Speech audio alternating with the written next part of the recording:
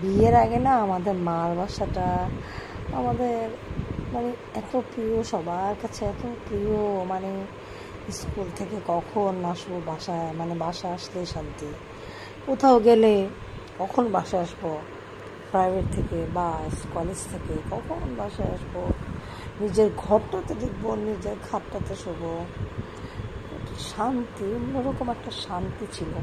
বাসায় এসে আম্মাকে দেখা, আম্মাকে আব্বাকে দেখা, মানে অন্যরকম একটা ইয়ে ছিল বিয়ের আগে। সব কিছু এত একটা ভালোবাসার জায়গা ছিল, একটা শান্তির জায়গা ছিল। বাবার বাসাটা, মার বাসাটা। সকালে কি ব্যস্ত আম্মা আমাদের স্কুলে যাওয়ার জন্য নাস্তা রেডি করা, খাবার রেডি করা, আব্বা কোর্টে যাবে সবার জন্য, আম্মা কি ব্যস্ত।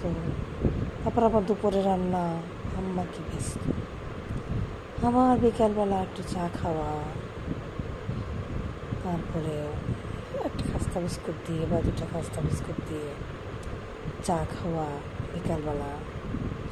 আমাদের জীবনযাত্রা এত সুন্দর ছিল, এত সিম্পল ছিল আমাদের লাইফ, জীবনযাত্রাটা কি আনন্দের ছিল। বিকালবেলা হলে সবাই আমরা ছাদে গিয়ে কত মজা করছি, কত মজা না, কত অনেক আনন্দ। বাসার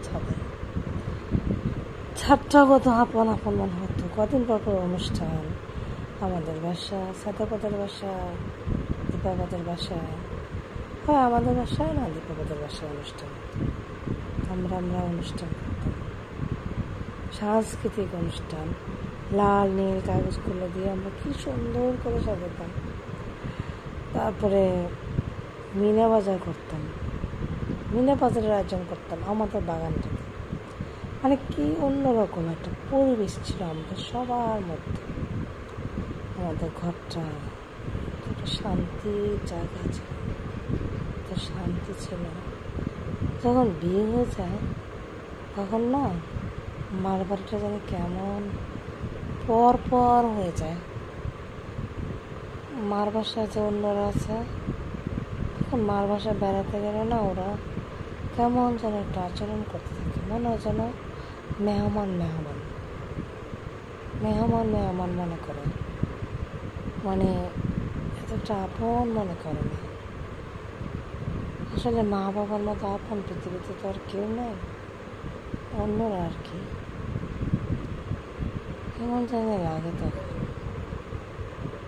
অবশ্য এখন তো আমার মাও নাই, বাবাও নাই, কিছুই নেই। বাবার বাড়ি বলতে এখন আমার আর কিছুই নেই।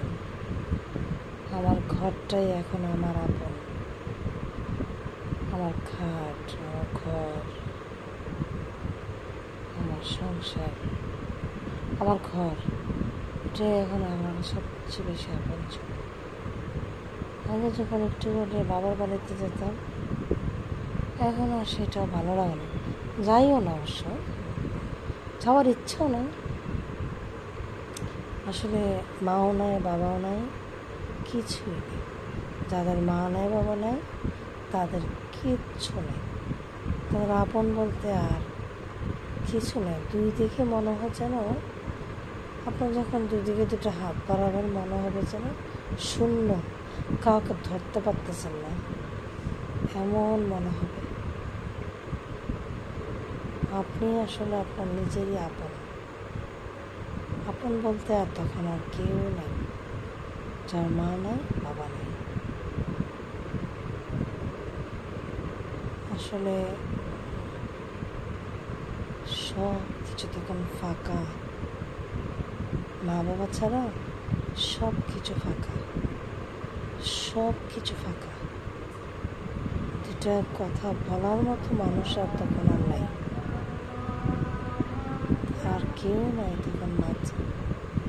আর যে দুঃখের কথা বলার মতো বা সুখের স্মৃতি, কত রকমের ঘটনা হয়, এগুলো আগে মার কাছে যায় বলতাম। যাদের মা নাই তাদের এসব কথা বলার মতো জায়গা আর নাই। এখন সব ফাঁকা, যার মা নাই, বাবা নাই, কিচ্ছুই নাই। এখন নিজেই নিজের আপন, নিজেই নিজের আপন। আর আমার তো এখন আর কিছুই নেই, আল্লাহ ছাড়া আমার এখন আর কেউই নেই, কেউই নেই।